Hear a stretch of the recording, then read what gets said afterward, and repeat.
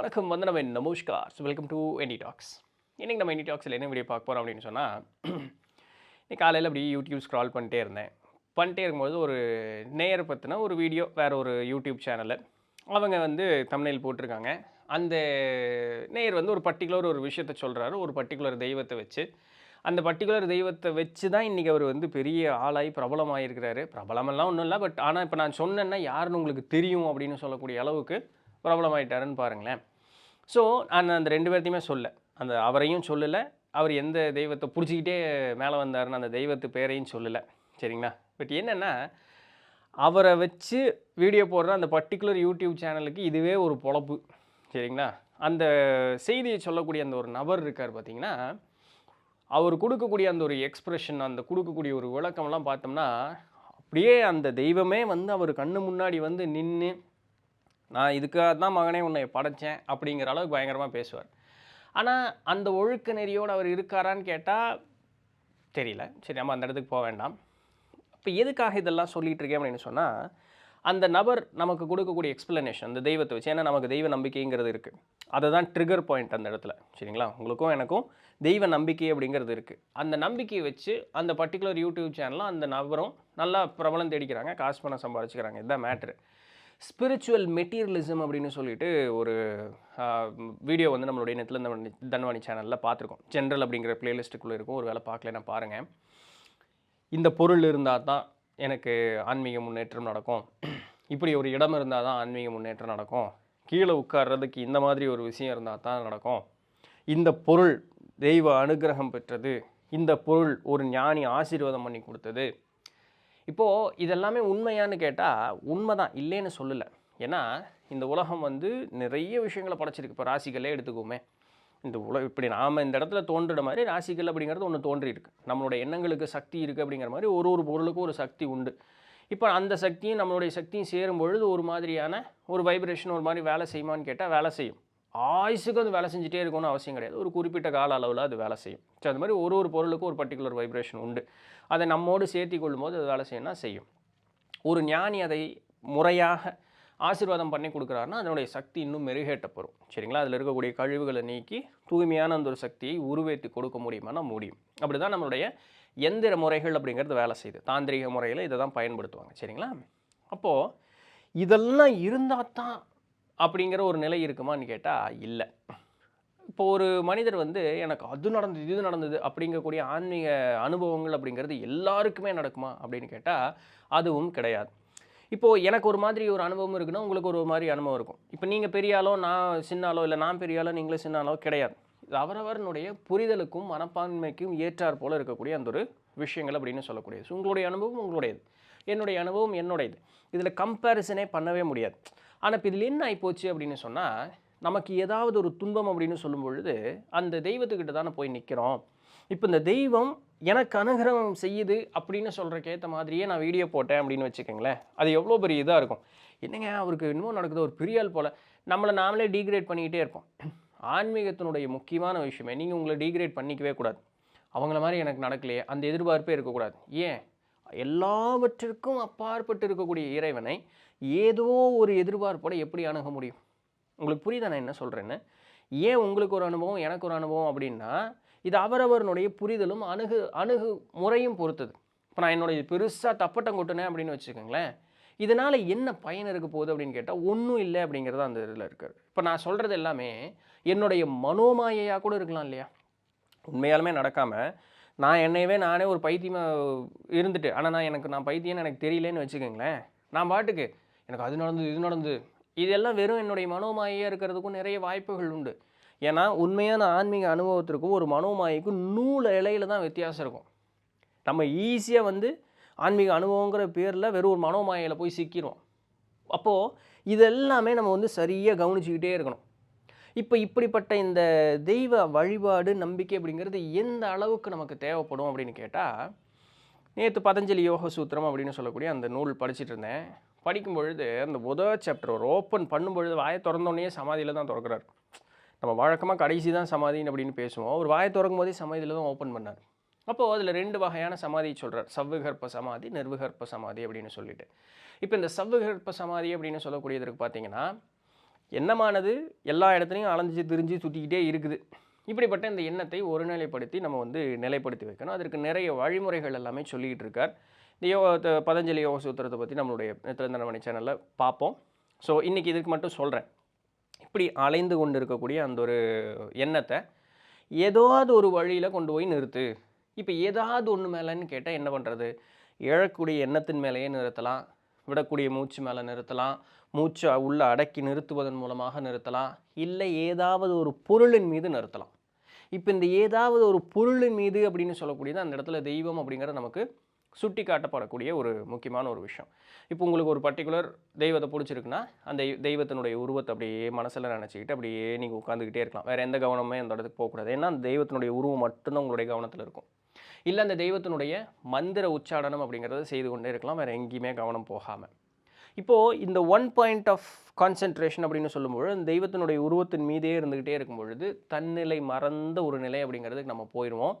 அப்படி போகும்பொழுது அந்த தெய்வம் அப்படின்னு சொல்லக்கூடிய அந்த ஒரு உருவமும் நான் சொல்லக்கூடிய இந்த ஒரு ஒரு மனிதன் இங்கே இருக்கேன் பார்த்தீங்களா, இது ரெண்டுமே இல்லாமல் போயிடும். இது ரெண்டுமே ஒன்றா மாறிடும்.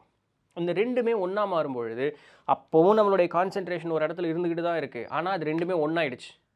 இப்போது பார்ப்பவன், பார்க்கக்கூடிய பொருள், பார்க்கும் அனுபவம்னு 3 இருக்குது இல்லையா? இது 3 ஒன்றாயிடுச்சுன்னா நீங்கள் என்ன பண்ணுது, இது என்ன வித்தியாசம் உங்களால் சொல்ல முடியும்? சொல்ல முடியாது. பட் அந்த கான்சென்ட்ரேஷன் அந்த ஒரு பாயிண்ட் ஆஃப் இதில் இருந்துக்கிட்டு இருக்கிறதுனால தான் உங்களுக்கு அந்த ஒரு நிலைத்தன்மை அப்படிங்கிறது. இதுக்கு பேர் சவ்விகற்ப சமாதி அப்படின்னு சொல்கிறாங்க. சரிங்களா? இப்போது இந்த நிலையில் அந்த கவனம் ஒரு நிலையில் இருந்துக்கிட்டே இருந்தால் அந்த பொருள் மீது கவனம் இருந்துக்கிட்டே இருந்து இதெல்லாம் ஒன்றாச்சு பார்த்தீங்களா? இந்த ஒன்று ஆனதுனால ஒரு அனுபவம் ஏற்படுதில்ல. இந்த அனுபவமே மறந்து போச்சுன்னா அதற்கு பேர் நிர்விகற்ப சமாதி அப்படின்னு சொல்லக்கூடியது தான் சமாதிகள் நிலையே உச்சகட்ட ஒரு நிலை அப்படின்னு சொல்லக்கூடியது. அந்த இடத்திற்கு போகும்பொழுது தான் அனைத்துமாக இருக்கக்கூடிய அந்த ஒரு தன்மை இறைநிலை அப்படின்னு சொல்லக்கூடிய அந்த ஒரு நிலையை நம்மளால் அடைய முடியும். இப்போ புரிஞ்சுக்குங்க, நமக்கு தெய்வ வழிபாடு, தெய்வத்தினுடைய உருவங்கள் அப்படின்னு சொல்லி கொடுக்கப்பட்டது எதற்காக, அதை நினைத்து வழிபடுன்னு சொல்கிறது எதற்காகங்கிறது இப்போ நம்ம புரிஞ்சுக்கணும். இப்போ இதில் இன்னொரு ஜானர் கூட இருக்குது. என்ன அப்படின்னு கேட்டால் சிறு தெய்வங்கள் இல்லை தேவதைகள்னு சொல்லுவாங்க. தேவதை வேற, தெய்வம் வேற. நல்லா புரிஞ்சுக்கணும். நம்மை போல தேவதைகளுக்கு ஒரு ஆயுட்காலம் அப்படிங்கிறது உண்டு. அவர்களும் இதே பூலோகத்தில் ஆனால் வேற ஒரு பரிமாணத்தில் வசிக்கக்கூடியவர்கள். அவங்கள அவர்களை அணுகுவதற்காகன்னு சொல்லி ஒரு செட் ஆஃப் சவுண்ட் வைப்ரேஷன்ஸ் நம்மளால் கிரியேட் பண்ண முடியும். அதற்கு பேர் தான் மந்திரங்கள்னு சொல்லக்கூடியது. நம்ம வந்து மோகினி வசியம் அப்படியெல்லாம் பண்ணுறோம் இல்லையா, அவங்கள நம்ம அழைக்கிறது அப்படின்னு. இப்போது இதை மாதிரி ஒரு தெய்வத்திடம் பண்ண முடியுமான்னா தெய்வத்திடம் பண்ண முடியாது. ஆனால் தெய்வம் அப்படின்னு சொல்லக்கூடியது ஒரு உன்னதமான ஒரு சக்தி. அந்த சக்தியை நம்மிடம் வரவழைக்க முடியுமான்னா முடியும். இப்போது தெய்வமே நம்மக்கிட்ட வரல, அந்த தெய்வத்தை மனசில் நினச்சி ஒரு பர்டிகுலர் செட் ஆஃப் வைப்ரேஷன் ஒன்று பண்ணுறோம். நம்ம நினச்ச நினப்புக்கு ஒரு உருவம் கொடுத்துக்கிறோம். அந்த உருவம் நமக்கு பிடித்த தெய்வத்தின் உருவத்தின் போல் இருக்குது. நாம் உண்டு பண்ணிய சக்தி அந்த தெய்வத்தினுடைய உருவத்தின் பேரில் நம்ம முன்னாடி வந்து நிற்கும். இது புரிதல் வரும்பொழுது இதை உருவாக்கியது நான் தானே புரியும். புரிதல் இல்லைன்னா சாமியை முன்னாடி வந்துருச்சுன்னு நம்ம நினைக்க போகிறோம், வேறு ஒன்றும் இல்லை. இது மந்திரம் சொல்லி தான் நடக்குமா? இல்லை. நம்மளுடைய மனம் திறமானாலே போதும். நீங்கள் ஒரு நிலைப்பாடோட கவனத்தோடு இருந்து சாமி சாமி சாமி சாமின்னா அந்த சாமியோடைய உருவத்தை உங்களால் பார்க்க முடியும். நிறைய பேருக்கு இந்த அனுபவமெல்லாம் இருக்கும். சரிங்களா? அப்போது இத்தனை வேரியேஷன்ஸ் இருக்குல்ல. இப்போ நான் எதுக்காக சொல்ல வரேன்னா, இந்த தேவதைகளை வச்சு நம்ம உண்டான வேலையை செய்கிறோம் பாருங்க, அது ஆன்மீகம் அல்ல. நல்லா புரிஞ்சுக்கணும். அதுக்காக சொல்ல வந்தேன், அது ஆன்மீகம் அல்ல. அது வந்து நமக்கு ஏதோ பெரிய சித்து வாய்க்க பெற்ற மாதிரியோ இல்லை பெரிய ஏதோ நம்ம பெரிய ஆளானோம், அது கிடையாது. அது யாருனால வேணாலும் பண்ண முடியும். ஆனால் உண்மையான ஆன்மீகம் அப்படின்னு சொல்லக்கூடியது தன்னிலை மறந்து சுயநிலையை உணர்வது. அந்த சுயநிலை உணர்ந்ததையும் தாண்டி போய் எந்த உணர்வும் அல்லாத அந்த ஒரு அமைதியான ஒரு நிலைக்கு போவது அப்படின்னு சொல்லக்கூடியது தான் உண்மையான ஆன்மீகம். இதற்கு எந்த செயலுமே கிடையாது. செயல் அப்படின்னு செய்ய வைப்பதற்கு ஆதியாக இருக்கக்கூடிய அந்த மனம்னு இருக்குது பாருங்கள், அதை கையாண்டு அதன் மூலமாக பிரச்சனையை அவன் தான் பண்ணுறான். ஆனால் அவனை புரிஞ்சிக்கிட்டே நம்ம மேலே ஏற முடியும். அதுதான் அதில் இருக்கக்கூடிய ட்ரிக்ஸே. அந்த வேலையை செய்கிறது மட்டும்தான் ஆன்மீகம். அதற்கு 2 வழி. ஒன்று, நீங்கள் யோக முறையில் உங்களை கட்டுப்படுத்தி நிறுத்தி அப்படியே அமைதிப்படுத்தி நிறுத்தி மனசை அடக்கிறது ஒரு வழி. இல்லை ஏதோ ஒரு தெய்வம் அப்படின்னு சொல்லி அந்த தெய்வங்கிறத முன்னாடி ஒரு பொருளாக வச்சு அந்த பொருள் மீது உங்களுடைய கவனத்தை வச்சுக்கிட்டு அதனூடே சென்று நீங்கள் போய் அந்த பரஞ்சோதியோட கலக்கக்கூடியதுங்கிறது ஒரு வழி. இந்த 2 வழி இதற்காக தான் பெரியவங்க இதெல்லாமே கொடுத்துட்டு போனாங்க. நம்ம இன்றைக்கி கோயிலுக்கு எதுக்கு போகிறோம் இல்லையா? இல்லை ஒரு தெய்வத்தை தான் நம்ம எதுக்கு வழிபடுறோம்? இப்போ ஒரு ஞானம் கொடுக்கக்கூடிய ஒரு குருக்கிட்ட போய் நீங்கள் என்ன கேட்க போகிறீங்க? நல்ல பொண்டாட்டி கொடு, புருஷன் கொடு, குழந்தை கொடு, காசு கொடு, பணத்தை கொடு, வீட்டை கொடு, கார் பங்களா கொடு. அவங்கக்கிட்ட அதவா போய் கேட்கணும் இல்லையா? இன்றைக்கி காலம் அப்படி இருக்குது. அப்போது இதுபோல் இருக்கக்கூடிய ஒரு சில விஷயங்கள் நம்மளுடைய நம்பிக்கைகளை இன்றைக்கி கொஞ்சம் கால மாறுதல் இல்லைங்களா? அதனால நமக்கு அந்த அந்த புரிதல் தவறாக போகும்பொழுது நம்மளுடைய ஒரு தவறான பாதையில் கால் வைக்கிறதுக்கு வாய்ப்புகள் அதிகம். இது சகஜமான ஒரு விஷயந்தான்.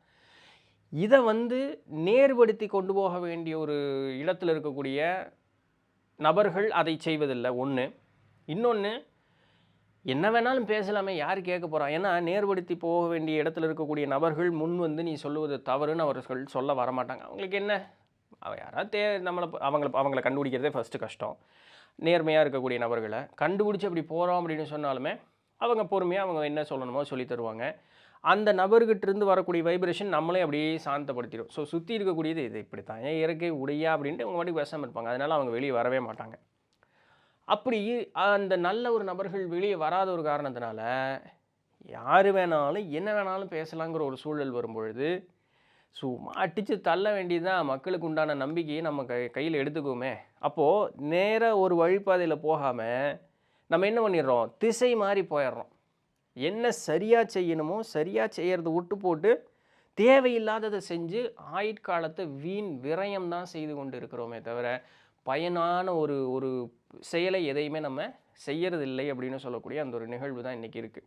ஸோ இந்த மாதிரி இன்றைக்கி யூடியூபில் நிறைய பேர் இருக்காங்க சரிங்களா? ஏன்னா நிறைய பேருக்கு நானே அந்த மாதிரி ஒரு கண்ணோட்டத்தில் தெரிவேன். தவறு இல்லை, ஏன்னா நானும் இன்னொரு ஞானி இல்லை இல்லையா? நான் ஞானியாக இருந்தேன்னா நான் இங்கே உட்காந்து பேசிக்கிட்டு இருக்க போகிறேன்? ஆப்வியஸ்லி இல்லை இல்லையா?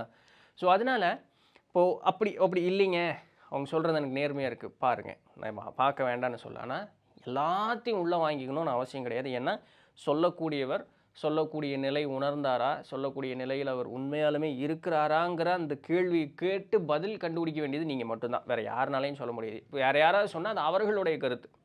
ஸோ நீங்கள் உங்களுடைய கருத்தை தான் நீங்கள் இது பண்ணிக்கணும். நேர்மையாக இருக்குன்னு ஃபீல் பண்ணுறீங்களா, மகிழ்ச்சி. இல்லையா, இல்லை அதுலேருந்து ஏதோ ஒரு செய்தி கிடைக்கும், செய்தியை மட்டும் வாங்கிக்கங்க.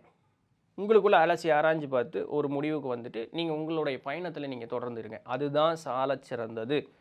ஸோ நூல் கற்க, நூலை கற்பிக்க, நல்லதை கேட்க, பிறரை கேட்க வைக்க, பின் கேட்டதை ஆலோசனை செய்து ஆராய்ந்து பார்த்து அதன்படி நிற்க. இதுதான் தெளிவடைவதற்குண்டான ஒரு வழி சரிங்களா? ஸோ இதை செய்வோம். பிறருடைய கருத்துக்கள் உள்வாங்கும் பொழுது நல்லதை வாங்கிட்டு இது எனக்கு உடன்பாடு இல்லைப்பா வேண்டாப்பா அப்படின்னு வச்சுட்டு நம்மளுடைய வாழ்க்கையை அப்படி வாழ்ந்துகிட்டே போவோம். மன அடக்கமும் மன ஒருநிலைப்பாடும் மன அமைதியும் மட்டுமே இறைவனிடம் நம்மை கொண்டு போய் சேர்க்கும் பிறவாநிலை ஆகிய முக்தி பேரை நமக்கு தந்து அருளும் அப்படிங்கிறத நேரத்துக்கு தெளிவாக புரிஞ்சிருந்திருப்பீங்க நீங்கள் இல்லைங்களா? ஸோ இதை சொல்கிறதுக்கு இன்றைக்கு உண்டான வீடியோ பிடிச்சிருந்திருக்கும், இன்ஃபர்மேட்டிவாக இருந்திருக்கும் அப்படின்னு நம்புகிறேன். நாளைக்கு வேறு ஏதாவது ஒரு சுவாரஸ்யமான செய்தியில் சந்திப்போம். அது வரையும் தொடர்ந்து நிதனங்கள் நான் அவங்க நிலத்திலிருந்து அந்த பணி. நன்றி.